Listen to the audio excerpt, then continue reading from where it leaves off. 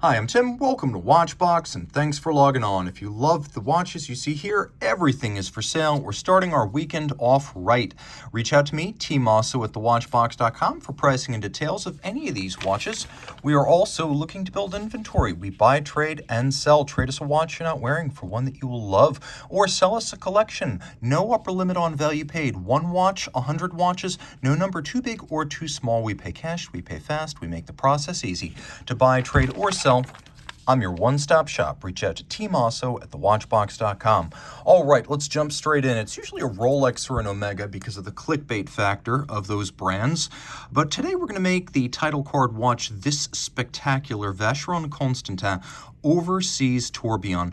The model you see here launched at SIHH 2019, and it is everything a Vacheron sports watch should be. Befitting of the oldest continuously operating Swiss watchmaker.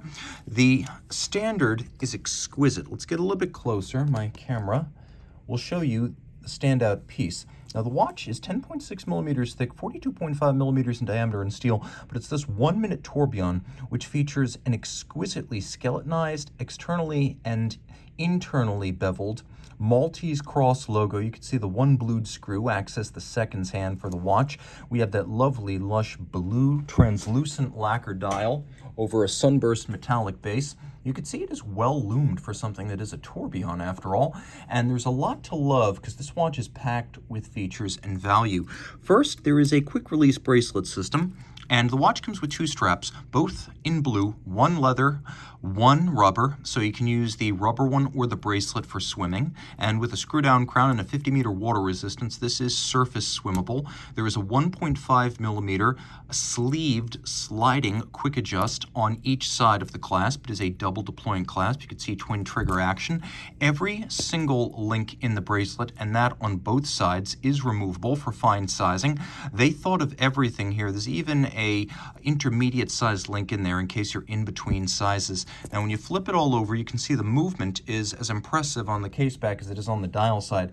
Blink and you'll miss it, but this is actually a peripheral rotor automatic where a rotor in 22 karat rotates around the movement center, allowing it to be very thin. In spite of being automatic, it also doesn't block your case back like a standard rotor automatic. You can see it is a bidirectional pawl-based system, and here's the pawl and the wheel for the winding system right there. Even with the tourbillon's immense consumption of energy, it is an 80-hour power reserve, and you can see Geneva hallmark plus adjusted in 5 positions like a chronometer, plus anti-magnetic 25,000 ampere per meter with a soft iron cage, paramagnetic around the outer edge of the movement that does not always need to encompass the full movement if the paramagnetic material rings the movement. You can see that both the case and the movement are Geneva hallmark. This is just a profoundly impressive watch, and you also get a second deployant clasp when you buy this watch because it needs a second clasp for the straps that come with it. On my wrist, 16 centimeters. You can see it's large, but it wears well. Being thin, it will fit underneath the cuff, and the shaping of the lugs, you can see they're canted down at the edge, mitigate against any kind of fit issues. The Vacheron of your dreams, sticking it to the best from AP and Patek.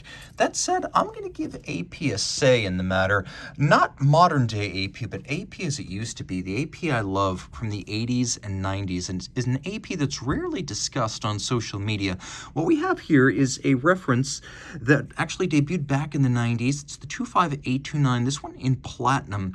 It's the jumbo case monoblock construction in platinum, 39 millimeters, and you can see it is a full skeleton with a skeletonized perpetual calendar module on the dial, 2 sapphires, one over the dial, the other on which the registers themselves sit, and then below that we have the 2800 series module. That's what it's called. It's on top of an AP 2120 base. You could see fully skeletonized and engraved. It's not just the one, it's both.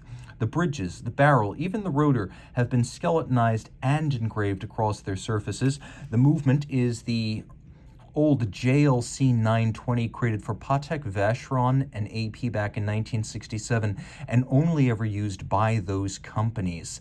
A very famous movement that's ultra thin at only 2.45 millimeters thick. In combination with the perpetual calendar, it's still just over 3.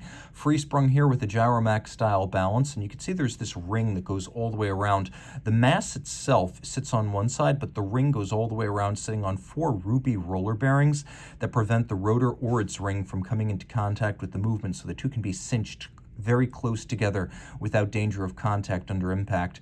Every surface that's been skeletonized, as you can see here, lights up as it has simultaneously been beveled on its side. So we have many sharp interior angles where bevels meet, as well as exterior angles where they come to a point, and every single screw head has been black polished, slotted as well. You can see that the barrel is an open barrel. It has been skeletonized, and it has been internally beveled. This is as good as it gets. No, this is as great as it gets.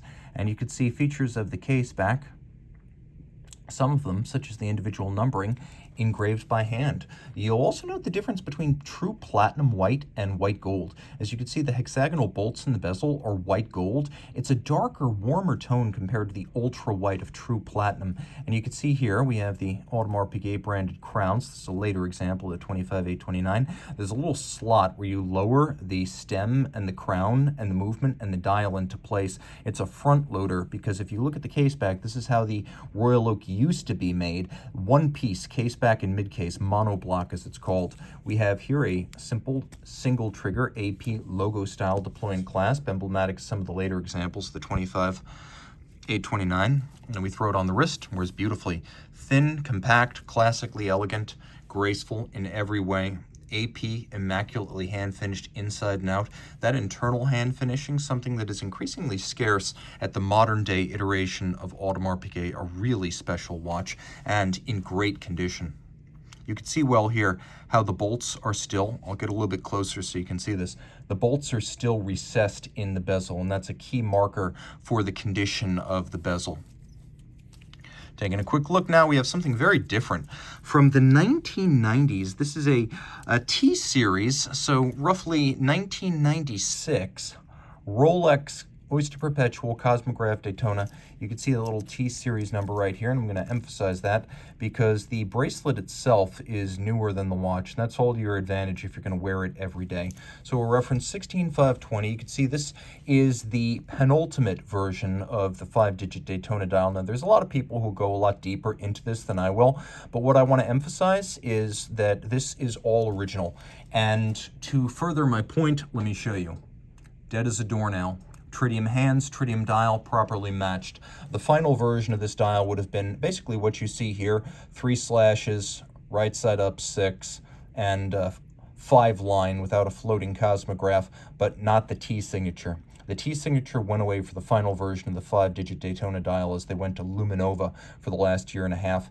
Now, of course, the combination of the 5 line, the little 3 hashes in between 30, 5, 10, 15, the right side up 6. All these are little markers, and there have been several eras of this 5-digit Daytona, and people who are more into these than I am will talk about things like the bracelets that are fully brushed, or 200 calibrated bezels, or floating cosmograph, or 4-line dials. But what I want to emphasize here is that we have a very well-preserved T-series watch from about 96, and then we have a newer 78390A bracelet, which is solid end link. So if you're wondering why a Daytona of this vintage has solid end links, that's why. The bracelet was put on the watch years later when the original one wore out. Now, while it is hollow center links, it's solid end links, and that changes the look of the watch a little bit, and also the way it wears. If you look inside the clasp too, you can see right here, there it is. We have the CP alphanumerics, the CP indicating approximately 2011. So the solid end link bracelet placed on the watch much later, but the key thing is it is all correct and it is all Rolex. And it's simply a service replacement bracelet for someone who wants to wear this watch on a daily basis. The hollow end links, they get a little bit rattly over time. So this is Rolex spec, correct to the Daytona, just slightly later with the solid end link. And a good looking watch that wears beautifully. The most important thing on any vintage Rolex is going to be the dial. Second to that, the bezel. Tertiary to that, how well the case has been preserved. And on all of those counts, this Zenith El Primero powered Daytona really aces the test. Taking a quick look at the dial, you can see this is a Zenith Daytona because we have seconds over at 9 o'clock for the in-house caliber that would move down to 6 o'clock. Also, you can see that the two pinions operating constant seconds and chronograph minutes. They're perfectly in line with the Canon pinion at center, whereas on a later in-house Daytona they would be elevated a little bit. So just charting the changes. You also know you're looking at a Zenith era Daytona when the lug hoods are brushed. Caliber 4030 inside actually is extensively Rolex engineered. It is made by Zenith. It was made in a special room at the Leloc manufacturer dedicated to the Rolex project, but it includes things like a Breguet overcoil hairspring, a free sprung regulator, the Rolex perpetual winding system, a lower beat rate of 4 Hz, all things Rolex added to make the watch more precise, more durable, and more serviceable, and they really made the El Primero their own with the Caliber 4030. A very cool watch, and remember, Zenith's production capacity, not Rolex's, is what constrained production of these watches. Zenith couldn't make anywhere near as many watches as Rolex, being limited to about 25,000 movements a year in the 90s. Some of those went to the Daytona, some of those went to Zenith's other customers, some of those went in Zenith's own watches. Not all Zenith movements were chronographs, some of them were elites, some of them were basic automatics or manual wind, and so you really start segmenting Zenith production. You realize just how rare these 90s era Daytonas are, and examples in great condition that are highly wearable and collectible, scarcer still. Now here's an interesting watch, because this is a U series, so roughly 1997 5-digit Daytona. Again, we have Zenith El Primero power, but all in yellow gold. And unlike the watch we just saw, if you take a look, this one has a Z series code. It's actually, there it is, a Z series code on the clasp, which dates the bracelet to the same period as the watch's serial number itself. So both of these code for 1997. It's a totally different look, and as you can see, a full gold, full bracelet, it's an imposing thing. We'll throw it on my wrist, and you can see, even though it's the same size as the watch that just trotted past, a black dial and a yellow gold case is a consummate power watch. It was back in the day, and it remains so. You can also see that of all of the core Rolex families, the Daytona is the one that has changed least. Really, if you want to look at the 1990s watch and compare it to the present, all that's really changed, especially when solid end links are present,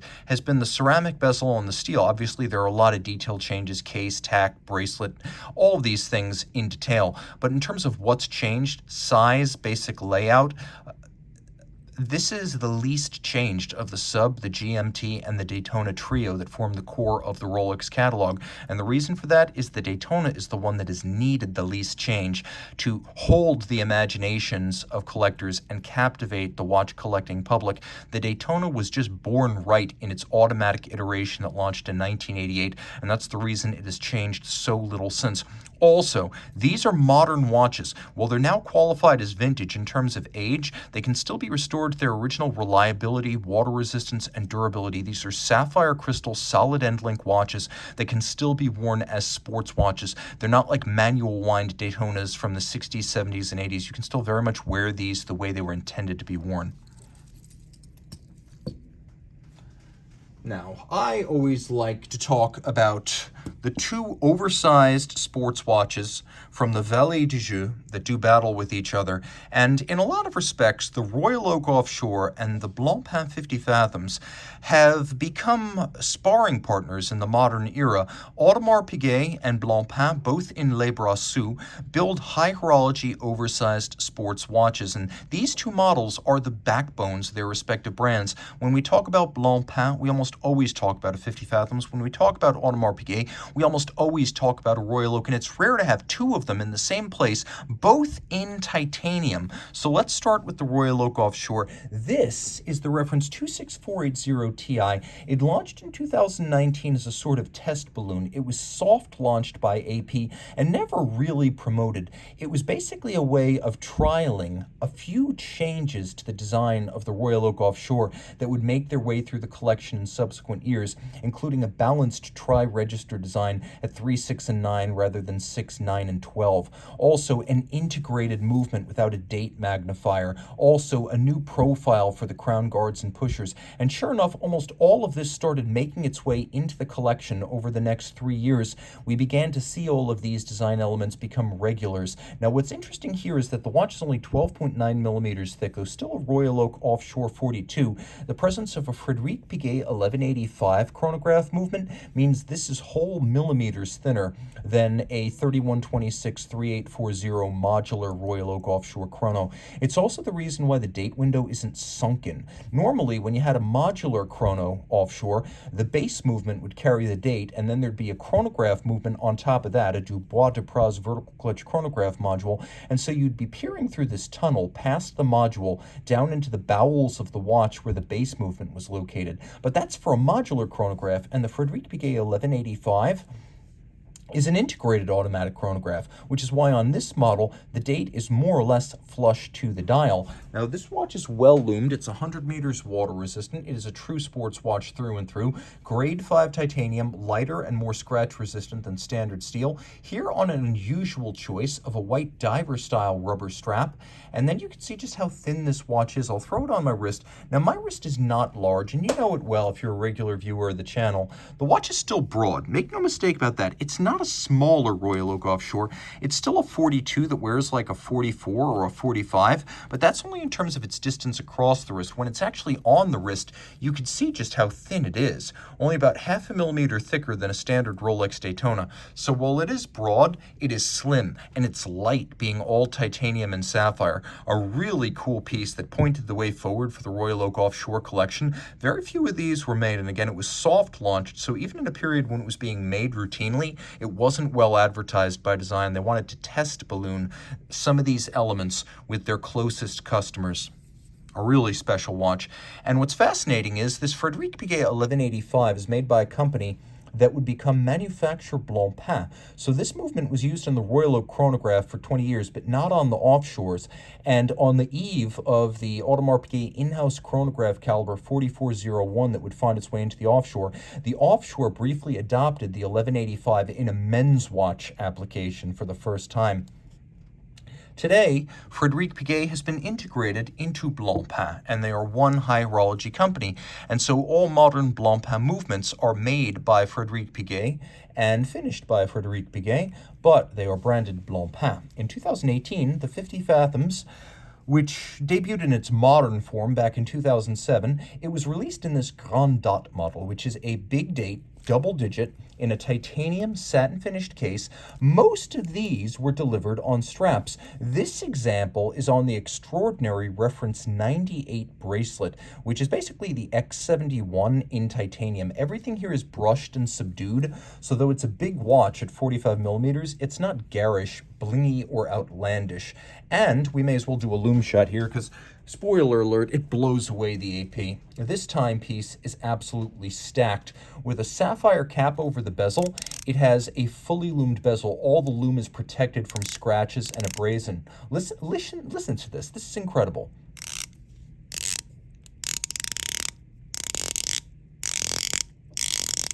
One of the crispest 120 click bezels I've ever encountered.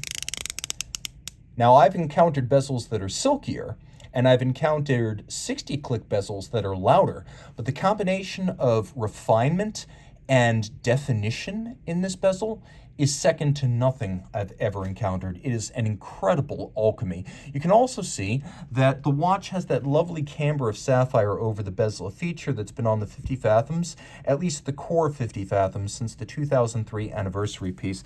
Now on the reverse side, we have what is basically a 1315 movement, but it's been dressed up and it's been renamed in order to suit this double-digit date application. It's going by the 6918 moniker, but make no mistake, it's the 1315. 3 barrels, automatic winding, 5-day power reserve, free sprung, 6 position adjusted, silicone hairspring, recessed bolt, aerodynamic balance. These are known to run very precisely to about plus 1/2 to 1 second per day. The finishing on the bevels is among the finest I've seen on any series production watch. This is almost as good as what you'll find on the likes of Romain Gaultier or Laurent Ferrier, which are low-volume artisanal watches. And this is artisanal. Make no mistake, though, the bridges themselves are CNC cut for preliminary fabrication, and the initial milling of the bevels will be done mechanically. But this mirrored, rounded finish, this last step before delivery, makes them among the most beautiful I've ever encountered. encountered. You can also see all of the jewel sinks feature a lovely beveling, which is excellent attention to detail. And just so the movement doesn't look archaic, they didn't go with Côte de Genève. They went with this lovely spiral satination across the bridges. And although it is a big watch, make no mistake, it will wear on my wrist, which is only 16 centimeters.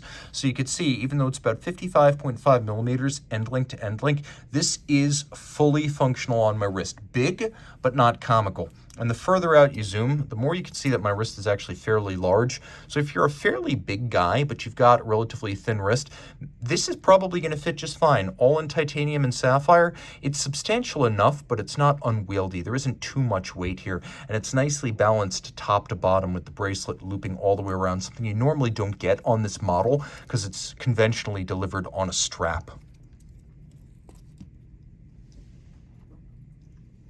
Now here's a fun piece from my friend Chris Long of Singapore. Back in 2003, Chris decided to do what very few people were doing at the time, create an independent watch brand, making niche products for enthusiasts who were burned out on big groups and the mainstream. And so he created Azimuth. And Azimuth through the years has used automotive, motorcycle, vehicular, sci-fi themes to inspire its watches. This is a 2016 launch called the Twin Turbo, and the inspiration is the 1960s and early 70s classic era of sports cars. As a result, you've got this automotive dashboard style display with two independent time displays. Each one is a manual wind vintage ETA 2512 mini caliber with a 44-hour power reserve. We have this lovely tonneau-like profile, whether you believe it's the cowl of a dashboard or the tonneau extension of a sport roadster. You can see the automotive inspiration, and then we have these automotive gas cap-like crowns for winding and setting the two independent time displays. What I like best is just the quality and tolerances of the manufacturing. Listen to this. Super sharp click snap, and you could see Ferrari Daytona inspired ribbed and contrasting stitched leather. If you've ever seen the Daytona option seat in a modern day Ferrari, the original 365 GTB4 is where that came from, and that ribbed seat bowed in the late 60s on several Ferrari Gran Turismo, including the Daytona, which is why it's often known as a Daytona seat design, and of course that's integral to the strap. Now the watch is about 51.5 millimeters end to end and 50.3 across, but it's a driver's style watch, which means it has a side scroll display. It wears easily on my wrist, and you can see the underslung lugs mean that the actual pivot distance center to center is much shorter than the 51.5 millimeter lug to lug dimension. And you can see how well it wears on a smaller wrist, and then you can also see how easy it is to read. Imagine my hands on a steering wheel here. Now I'm not necessarily an import guy, but we'll imagine my hand is on the wheel of a 1957 Cadillac Eldorado Seville, or maybe sticking with the 60s, a 1965 Buick Riviera Grand Sport Super Wildcat. And so I can read the time while my hand is on the wheel. That's why this is a driver's watch. They come in a couple of different colors. There's this gold yellow, which is my favorite. There's red, which was a 50-piece limited edition. And then there's also anthracite and silver. And this is definitely the way to go. This particular color looks like something that might have been on a General Motors show car back in the mid-1960s. A very, very cool watch. It has a full deploying clasp. That is the Azimuth Twin Turbo. If you're interested in Azimuth, reach out to me personally, tmosso at thewatchbox.com, and I can give you a little bit more information. But again, designed in Singapore, made in Switzerland, and the product of a true dyed-in-the-wool lifer in the watch space. Chris is an engineer and a watch collector and a watch designer par excellence in each respect.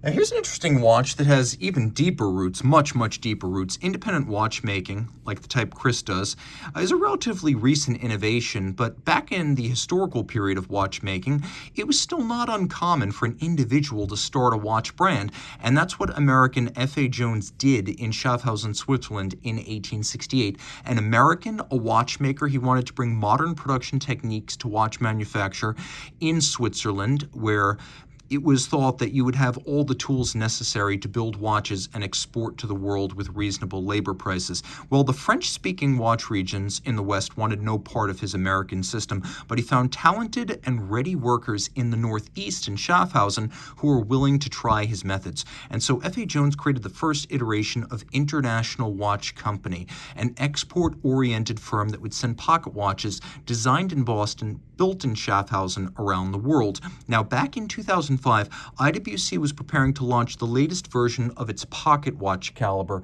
based on the age-old 98 series. So this is the 98-290 movement. It is a pocket watch style caliber, 37.8 millimeters in diameter, and built in a fashion that pays tribute to F.A. Jones' original pocket watch designs, which is why we have a very simple layout with a crown wheel, an extensible click and click spring. We have the ratchet wheel atop the barrel, center wheel, third wheel, fourth wheel, escape wheel, an oversized 2.5 hertz balance with a handmade overcoil hairspring, an F.A. Jones style Jones Arrow micrometric adjustment index, and then a damascening pattern very similar to American style pocket watches from the 19th century.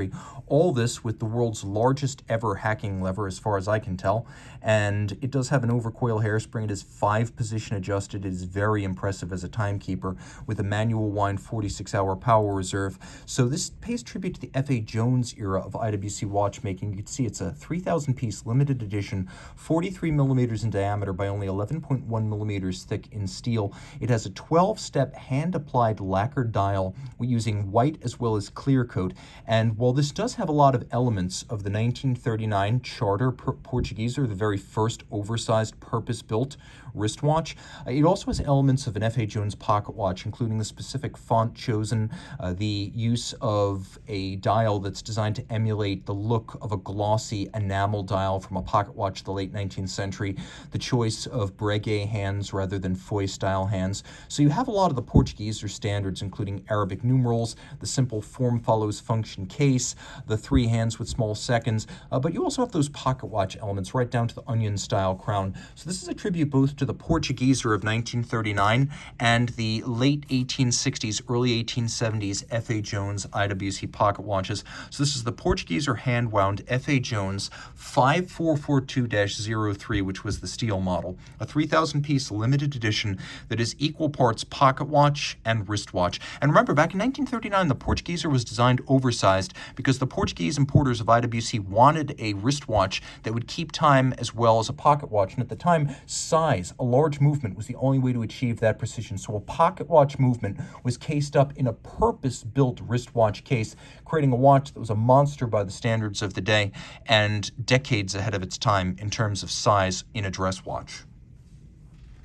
Now, I usually finish up with some crazy vintage piece or grand complication, but this is the watch that captivated me most. What you're looking at here is a Corum Golden Bridge automatic. The original Golden Bridge was actually a project by independent watchmaking master Vincent Calabrese, and he was going to all the watch brands in the late 70s, offering them his solid gold baguette movement. No one was interested. It was the quartz crisis, it was the height of the quartz crisis, and it was thought that mechanical watchmaking was on its way out.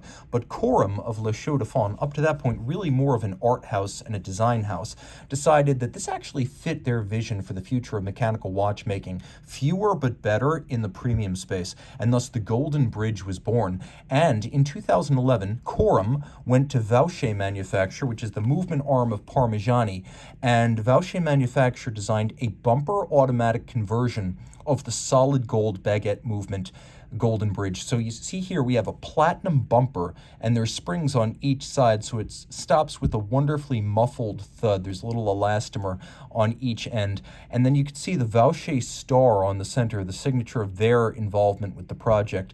And then you can see that the bridge is 18 karat gold. It is hand finished. It's in this lovely prismatic case that allows you to see the movement from every angle. Very simple: crown, barrel, drivetrain, a multiplication system to decrease torque and increase speed, and then surprisingly fairly modern free-sprung balance architecture, hand-adjusted and beating away at 4 hertz. 40-hour bumper automatic winding power reserve, anthracite dial base flanking the baguette movement. You can see it's got an inverse bullhead crown winder, a very, very special watch. And you can see that the movement has been entirely hand-finished, striped, beveled, polished, satinated alternately. All screws black polished on their heads and slotted. You can see satination on all of the wheels. A very, very special watch. And this is a limited edition of 500 pieces, 37 millimeters from side to side. It's 13.9 millimeters thick, and it's about 51.5 millimeters lug to lug. Throw it on the wrist. It is a very, very special watch. Not just a golden bridge, not just a solid gold movement, but a rare platinum operated bumper automatic system. Bumper automatics are super rare.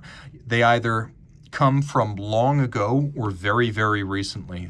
Precious few of these have been created in the decades since the 1950s. A really special piece and the final watch in today's show.